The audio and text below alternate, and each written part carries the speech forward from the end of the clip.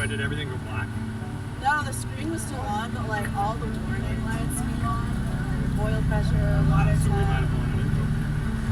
Really? No, but The engine stopped running. Engine stopped running. Did those cars doing at the same time? I think it stalled because I was in fourth and I couldn't stop. The engine was running and you couldn't stop. I could restart the engine, but it was in fourth, and then it got stuck in third, and then I tried to put it in neutral.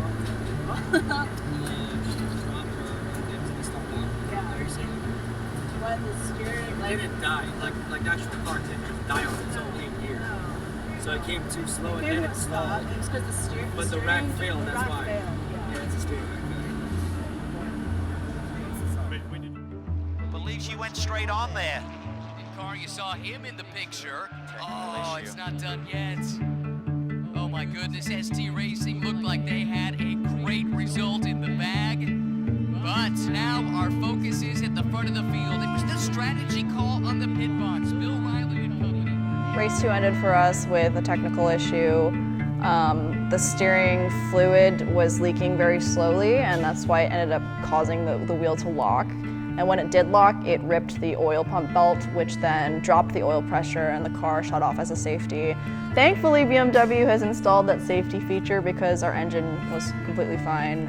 It was just unfortunate that it didn't last for another 5 corners.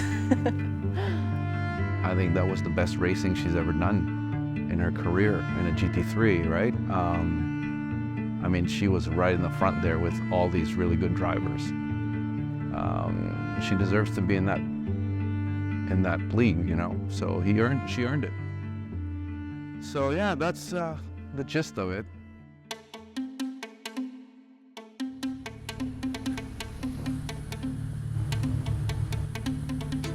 Robert Bound.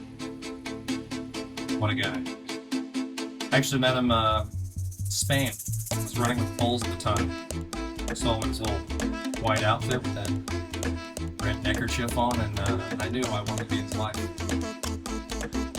Now, just a few months later, we're driving together here at STR38. I knew right away that I wanted to race with that guy.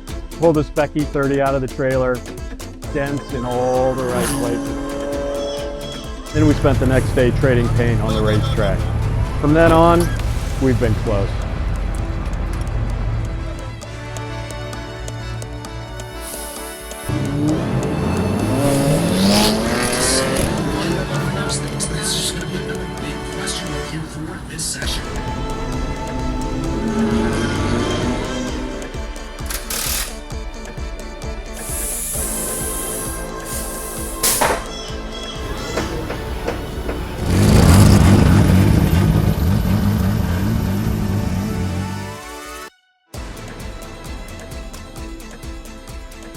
I'm not gonna zip up my suit right now because it's super hot.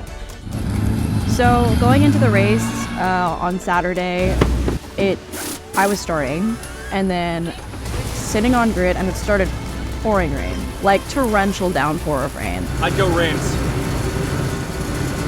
Sat on grid for maybe 2 hours, waiting for the conditions to get better, and like the rain was fluctuating, so it would drizzle, and then it would just downpour, and then it would start drizzling again, and then it would another downpour.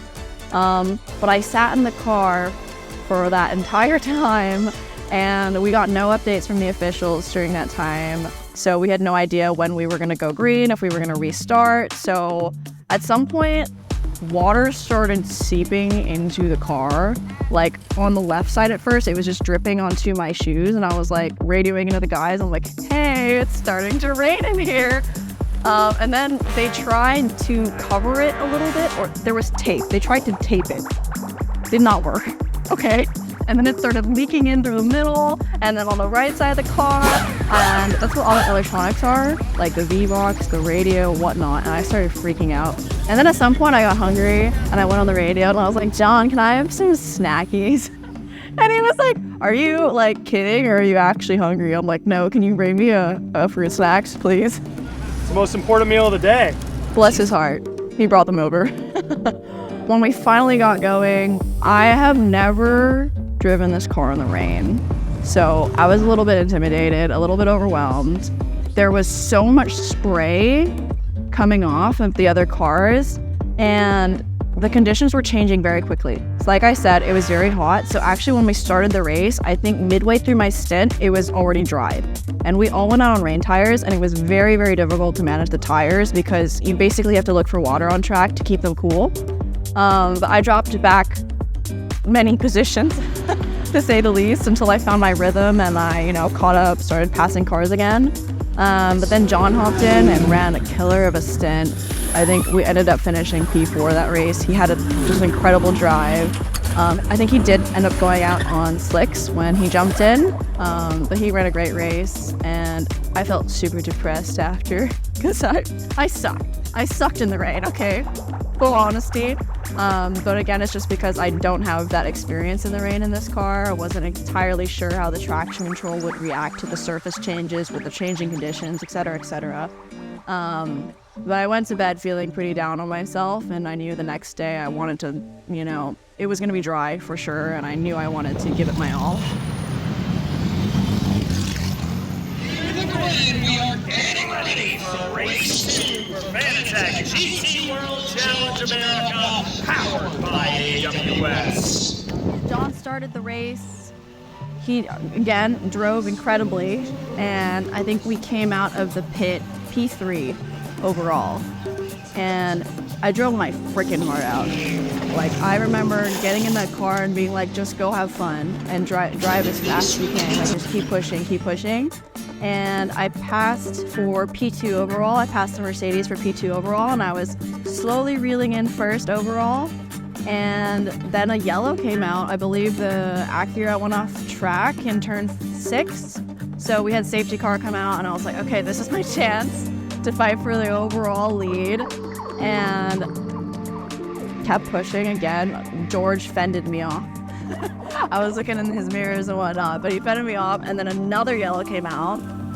So we all bunched up again, and then I had to go on the defensive because the whole field was behind me, but I just kept calm, eyes forward, tried to, reel in that Mercedes again, and we were battling the rest of the race, and then P2 overall, dude.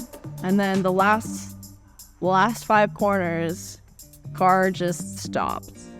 Like, the engine turned off, my steering locked, and the whole field came by me, and my heart just sank.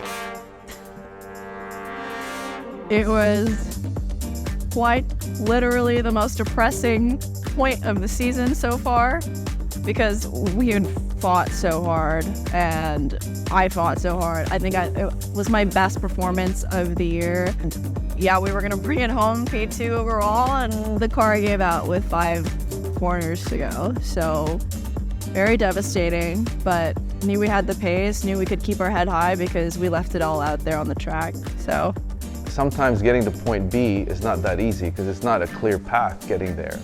There's gonna be a lot of challenges on the way there, and as you meet those challenges, you can't give up and say, oh, maybe I'm not gonna make it. You're gonna make it. You just have to push yourself, and I guess that's how we came up with that keep pushing.